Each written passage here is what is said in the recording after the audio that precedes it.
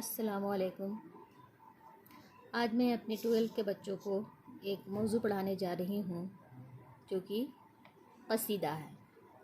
तो आज मैं अपने बच्चों को बताऊँगी कि कसीदा क्या है और उसके क्या अज्ज़ाए तरकीबी हैं, यानी कि एक कसीदे को लिखने में किन किन चीज़ों की ज़रूरत होती है या क्या क्या चीज़ें डालना नहायत ही ज़रूरी मानी जाती है एक अच्छे कसीदे को लिखने के लिए।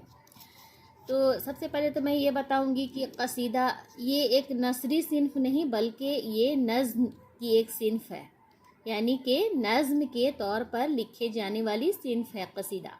ठीक है, अब हम लोग जानते हैं अब कि नज़्म में कसीदा क्या है और किस तरह की बातों का इसमें ज़िक्र किया जाता है।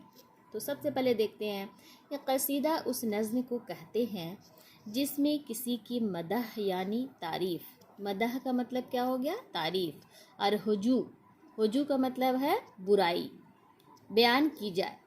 यानी कि एक कसीदे में या कसीदे किस नज़्म को कहते हैं जिसमें किसी की तारीफ़ या किसी की बुराई बयान किया जाए।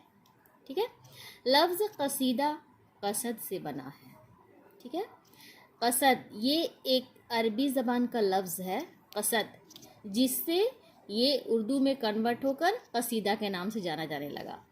तो ठीक है, कसद से बना है कसीदा, और इसका सबब यानी कि इसके लिखने का वजह या जो भी सबब ये है कि शायर कसद करके किसी की मदह या हुजू करता है, यानी कि शायर किसी के बारे में कसद करता है कि इसके बारे में हमें क्या लिखना है, अच्छाई लिखना है कि बुराई लिखना है। तो ये कसद करके उसकी तारीफ़ और बुराई को बयान करता है। तो ये एक कसीदे जैसी नज़्म में लिखी जाती है। चूँकि हम पहले बता चुके हैं कि ये अरबी ज़बान का लफ्ज़ है, तो अरबी में कसीदा का मतलब क्या होता है? अरबी में कसीदा का मतलब होता है दिलदार या गाढ़ा गोदा। यहाँ दो चीज़ों का जिक्र किया गया है। अरबी में कसीदा का मतलब होता है दिलदार या गाढ़ा गोदा, लेकिन जस्ट कसीदा उर्दू में, अगर उर्दू में कहा जाए तो उर्दू में इसके जो माने होते हैं वो क्या होती है, तारीफ़ और बुराई, है ना। तो यहाँ दोनों चीज़ों का जिक्र किया गया है। अरबी में इसके माने अलग हो जाते हैं और उर्दू में इसके माने तारीफ़ और बुराई, है ना। तो ये जो लाइन है अरबी में कसीदा का मतलब क्या होता है, ये इम्पॉर्टेंट क्वेश्चन है आप लोगों का। यहाँ से एक मारूजी सवालात बन सकते हैं कि अरबी में कसीदा का मतलब क्या होता है, ये क्वेश्चन बन सकता है। तो इसको आप लोग अंडरलाइन कर लीजिएगा या फिर मारूजी सवालात में इसको जोड़ लीजिएगा कि क्वेश्चन ये बनाइएगा कि अरबी में कसीदा का मतलब क्या होता है, दिलदार या गाढ़ा गोदा। लेकिन उर्दू में कसीदा का मतलब क्या होता है, मदह या हुजू, यानी तारीफ़ और बुराई। ये दोनों अलग अलग चीज़ है। उर्दू में आम तौर पर कसीदे को किसी मुरब्बी या बुज़ुर्ग की तारीफ़ बयान करने के लिए इस्तेमाल किया जाता था। यहाँ पे उर्दू में, चूँकि यहाँ उर्दू ये है नज़्म में कसीदा लिखी जाती है, अरबी में भी लिखी गई है, लेकिन उर्दू में आम तौर पर, अरबी को छोड़कर उर्दू में आम तौर पर कसीदे में किसी मतलब बुज़ुर्ग, जो मुरब्बी है, जो घर के बड़े हैं, है ना, जो गार्जियन हैं हमारे, तो कसीदे में किसी मुरब्बी या बुज़ुर्ग की तारीफ़ बयान करने के लिए इस्तेमाल किया गया है। ठीक है, अब यहाँ पैराग्राफ चेंज करके आगे है कि गज़ल की तरह कसीदा का पहला शेर मतला कहलाता है। यहाँ क्या है कि चूँकि आप लोग पहले पढ़ चुके हैं, पहले के नोट्स में मैं पढ़ा चुकी हूँ कि गज़ल क्या है, पहले शेर को क्या कहते हैं, मक्ता का शेर किसे कहते हैं, काफ़िया क्या है, रदीफ़ क्या है, ये सब आप पहले पढ़ चुके हैं। यहाँ पे वही चीज़ यहाँ पे बोल रहा है कि गज़ल की तरह कसीदा का पहला शेर मतला होता है। यानी चूँकि गज़ल का पहला शेर मतला का शेर कहलाता है, तो इसी तरह कसीदा में भी है कि कसीदा का पहला शेर मतला कहलाता है, और उसके दोनों मिसरों में काफ़िया या रदीफ़ होता है। ये भी है, गज़ल में दूसरे मिसरे को काफ़िया और रदीफ़ होना ज़रूरी है, ये पाबंद नज़्म में। तो जो भी है इसके दोनों मिसरे, यानी कि दोनों जो लाइन, दोनों जो बहर होते हैं, उसमें पहला तो मतला का शेर हो गया, दूसरी लाइन में क्या है, काफ़िया और रदीफ़ का होना ज़रूरी होता है। तो इसमें भी कसीदे में भी दोनों मिसरों में काफ़िया और रदीफ़ होता है। या बाज़ कसीदे बग़ैर रदीफ़ के होते हैं। क्या होते हैं? बाज़ कसीदे मतलब कुछ ऐसे भी कसीदे हैं जो बग़ैर रदीफ़ के होते हैं। कसीदे के दर्जा झेल अज़्ज़ाए तरकीबी है, यानी कि इसकी कुछ किस्में हैं जो एक कसीदे में देखा जाता है या देखने को मिलता है।